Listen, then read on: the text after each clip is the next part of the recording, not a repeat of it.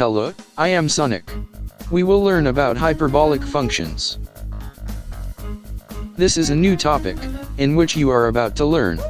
In mathematics, hyperbolic functions are analogues of the ordinary trigonometric functions defined for the hyperbola rather than on the circle.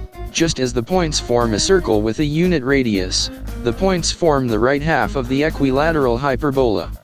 Also, hyperbolic functions are analogues of the ordinary trigonometric functions defined for the hyperbola rather than on the circle for cosine x and sine x, forming a unit radius.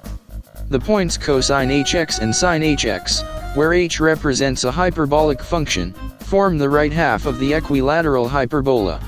Now, in terms of exponential functions, the hyperbolic sine x determines as the odd part of the exponential function, and hyperbolic cosine x on the other hand determines as the even part of the exponential function.